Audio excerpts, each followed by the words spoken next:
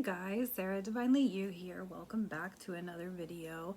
So, I don't know about y'all, but this has been like the Scorpioest of Scorpio seasons. I have definitely kind of been on the struggle bus because I'm back in the Midwest and it's definitely colder here than I am used to for the last few years, and it's dark early, and so, but I tend to pay attention to what I see in other people to have it sort of reflect back to me and show me the things that I can become aware of within myself and what I can work on. And so I saw a lot of like victim in a lot of people, and I was like, oh, am I being victim in all of this? And the truth is that I really am. I'm a whiny bitch when it comes to the cold and when it comes to living here in the Midwest. It is not my favorite place. I was definitely more content in other parts of the country. But the truth is that I'm planted here right now, and it's up to me to make it work, and it's up to me to, find a way to find my joy, right? Like that's my priority, is finding my joy and, ensuring that I am taking care of myself and the best I can. And so I just thought I would bring that to you, and I think it kind of leads into what I saw. I was looking at this week's astrology charts and next week's astrology charts, and something that I saw, like, obviously we have the sun's about to move into Sagittarius. We have Mercury and Venus that are kind of conjunct, and they're moving along through the beginning part of Sagittarius, and we still are coming out of this Mars square Neptune, and Mars rules the head and Neptune rules spirits. So it could be even could be like spirits as in alcohol and abuse and addiction and things like that. But if we think about Mars ruling our head and it being in Mercury's home, which is mind and mental state, squaring Neptune, that could be our spiritual state, our spiritual self. I also noticed that an asteroid was present in all of this, and so I was like, oh, that's really interesting. So I looked up, this asteroid's name is Hygieia, and Hygieia rules health. And when I did a little digging on Hygieia, it talked about how she really asks us or invites us to balance our physical body and our mental body. And so I thought that was really interesting. And in the next couple of weeks, she's going to both oppose Mars and square Neptune. And so I feel like Hygieia is here as a reminder to connect ourselves to our mental body, our physical body, and our spiritual connection, or our connection to the divine.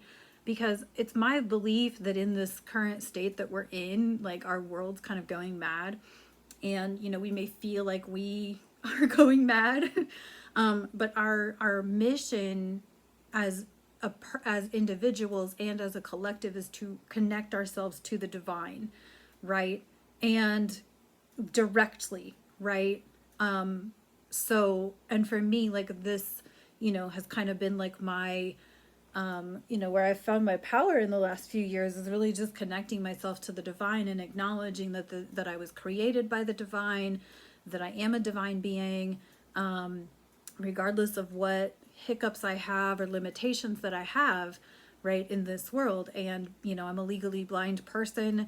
I don't drive, and, I have a lot, like I can't, there's a lot of things that I cannot see to interact with in this world. Yet I still feel like I'm divinely created for a purpose, and we all are. So if you're hearing this, you are divinely created.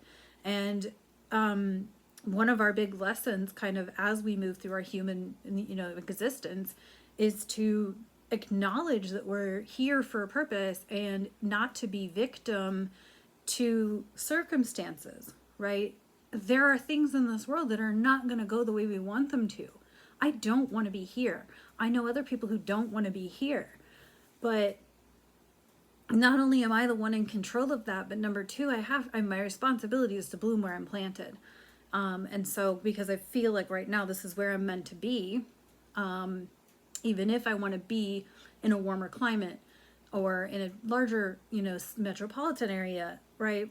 I'm still here and my responsibility is to be here.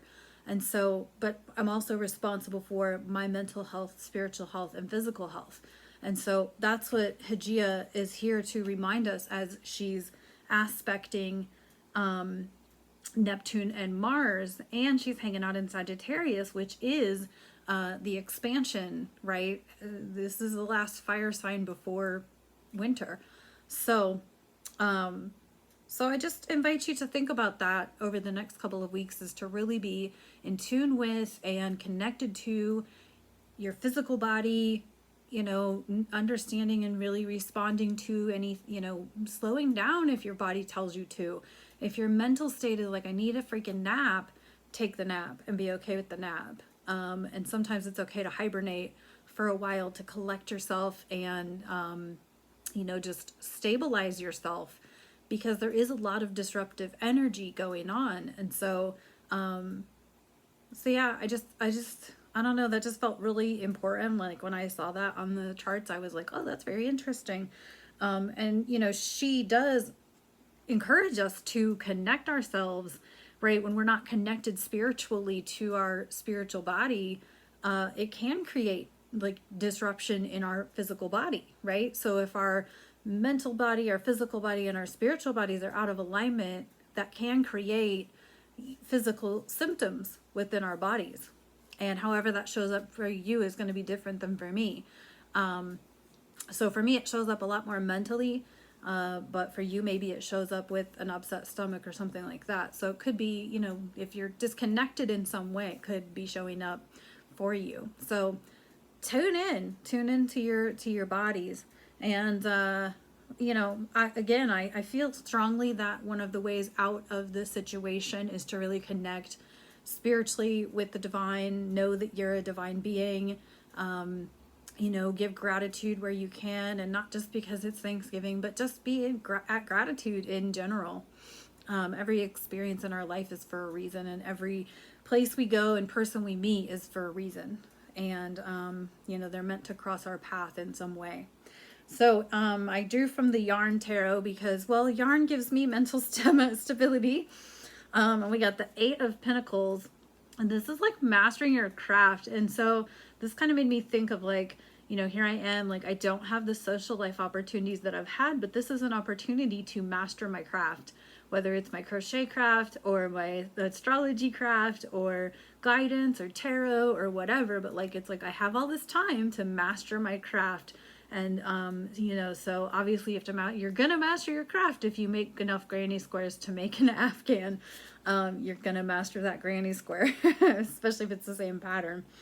And then we got the Ace of Pentacles, so new. And I feel like as we master, all of our faculties, as we master our craft, our, stability, like mental, physical, spiritual stability, that's going to bring about the newness that we are looking for and that we're wanting to have in our lives. And then we got the Ace of Swords. So again, newness going on. So there's newness available for us. There's new opportunities. Maybe it's something that we never suspected or expected. I've been looking at some different opportunities here, and it's like, I'm finding myself like, is that really what I want to do? But just exploring there's nothing wrong with exploring the opportunity, right? You don't have to fully immerse yourself to, but in order to just explore it and to entertain the idea, because you never know where that's going to lead.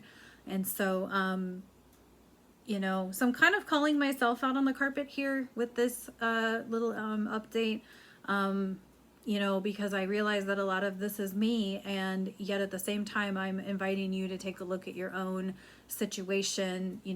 A lot of us are not in places where we're satisfied right now, and yet there is always an opportunity to connect to the divine and connect to yourself, and really like be content with where you are and not play victim to whatever you do or don't have or what's not working or whatever.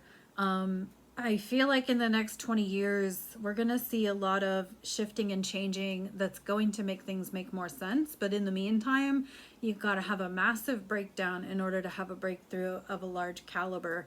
And that's where we are, is we're in breakdown. And but that doesn't mean that life can't be good. It can. And life gets to be good. We get to enjoy it. We are here for the experience of it. And I think sometimes, myself included, we get lost in wanting the big time destination without, realizing that the process to get to the big destination is just as satisfying, fulfilling, and important.